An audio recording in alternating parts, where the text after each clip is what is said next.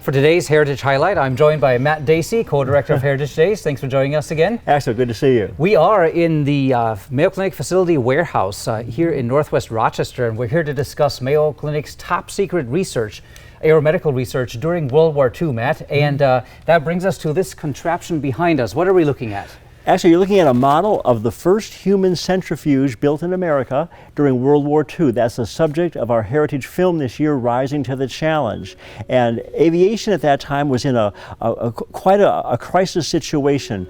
In World War II, fighter planes were flying higher and faster than ever before and far more maneuverable than ever before. But the human body was subject to forces it had never experienced. And so pilots and crews were blacking out and crashing. And this was a race between America and its opponents in the war. Whichever side could deal with these issues, allow crews to fly at higher and faster, would have a decisive advantage in the war. And so Mayo developed a centrifuge like this, that the model was replicating it to show how that research was carried out. And there were humans inside the centrifuge as part of that research. That's correct. One often thinks of centrifuges in the laboratory setting. That's still a device used today, but the spinning sensation of a centrifuge in the lab is one thing. Now put a couple of human beings in here and subject them to intense forces, and Mayo, with our great commitment to accuracy, to data capture, we're noting important physiological aspects of the G-force on the human body, and from those findings,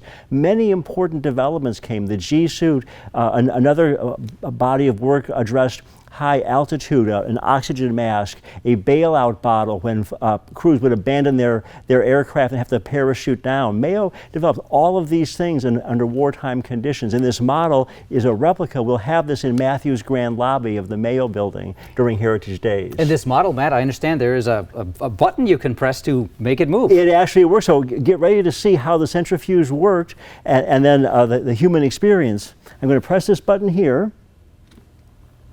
And Matt, this is a model, of course. The actual machine is much larger, obviously.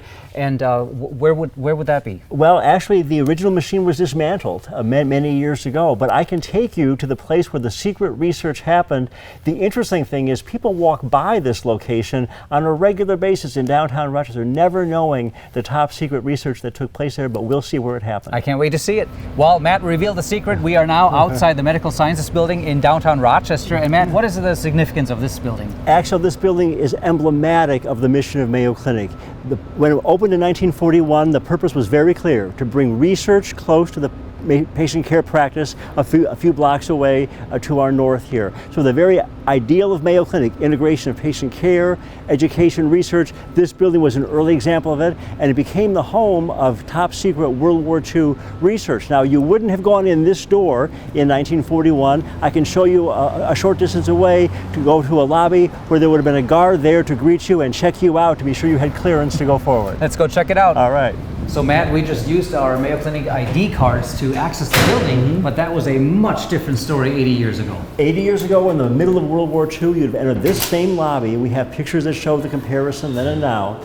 And there would have been a guard, a security clearance. Mayo was warned to be on the lookout for espionage and sabotage with this top secret research that was taking place here in medical sciences. They had built an annex to the building where the real centrifuge was located. There were chambers here to study breathing issues at various altitudes, a lot of incredible work going on. And in many cases, the doctors, technicians, and scientists were themselves the test subjects. So people stepped up in wartime conditions to make that happen, and they had special ID cards that were issued for the staff to come in, even fingerprinting to verify who you were. And despite all the focus on function and the top secrecy of these projects, they found time to involve some artful elements in this building. We're looking at one here on the floor. This is so cool. I get excited. This is so cool. This is the spirit of Mayo Clinic. This building was built at the end of the Great Depression with the war on the horizon, a functional building. But all that notwithstanding, Mayo took time